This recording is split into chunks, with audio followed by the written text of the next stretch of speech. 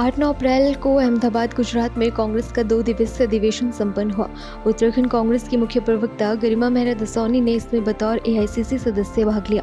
उन्होंने बताया कि अधिवेशन सिर्फ कांग्रेस के लिए नहीं, बल्कि देश की राजनीति के लिए भी एक नए अध्याय की शुरुआत है। दसौनी ने कहा कि साबरमती तट पर कांग्रेस की रणनीतियों और नीतियों पर मंथन हुआ और संगठन को पुनर्स्थापित करने हेतु कई महत्वपूर्ण प्रस्ताव पारित हुए।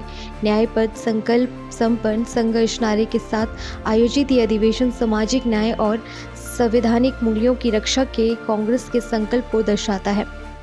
बहुत खूबसूरत, बहुत फ्रूटफुल अधिवेशन रहा। मैं धन्यवाद करना चाहती हूँ गुजरात कांग्रेस को, वहाँ के पीसीसी अध्यक्ष शक्ति सिंह गोहिल सर को, जो इतना अपनी सरकार ना होते हुए भी उन्होंने इतना वृहद आयोजन किया और इतने हम हज़ारों लोग वहाँ पहुँचे हुए थे, किसी को कोई शिकायत नहीं हुई।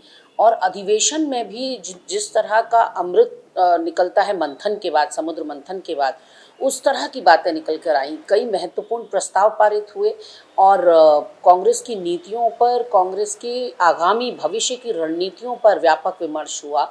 हमारी जो विदेश नीति है, हमारे जो संबंध चल रहे हैं पड़ोसी देशों के साथ, हमारी महिलाओं और युवाओं को बढ़ चढ़ कर भागीदारी देना, हमारे एससी, एसटी और ओबीसी को बहुत बढ़ चढ़ कर भागी देना, उनके आरक्षण का संरक्षण करना, विस्तार करना, इन सारी चीज़ों पर, जिला अध्यक्षों को की पावर्स को बढ़ाना, इन पर महत्वपूर्ण चर्चा परिचर्चा हुई। और मुझे लगता है कि नई ऊर्जा, नए जोश के साथ सब लौटे हैं समापन के बाद। और कहीं ना कहीं ये भारतीय राजनीति, केवल कांग्रेस के मद्देनज़र ये महत्वपूर्ण अधिवेशन नहीं था, ये भारतीय राजनीति के परिदृश्य में अगर इसको हम देखें तो एक ये नया अध्याय था। और साबरमती के साथ तो, अहमदाबाद के साथ तो हमारा बहुत पुराना रिश्ता है। साबरमती आश्रम से ही महात्मा गांधी बापू ने रणभेरी भरी थी स्वतंत्रता संग्राम की। और इसके अलावा हमारे सरदार वल्लभ भाई पटेल जी की कर्मभूमि रही है गुजरात, और उसके अलावा दादा भाई नौरोजी जैसे सपूत उस भूमि ने दिए हैं। तो एक नहीं, कई बार पूर्व में भी अधिवेशन अहमदाबाद में हो चुके हैं, गुजरात में हो चुके हैं। ये उसी की कड़ी में, उसी का विस्तारित कार्यक्रम था।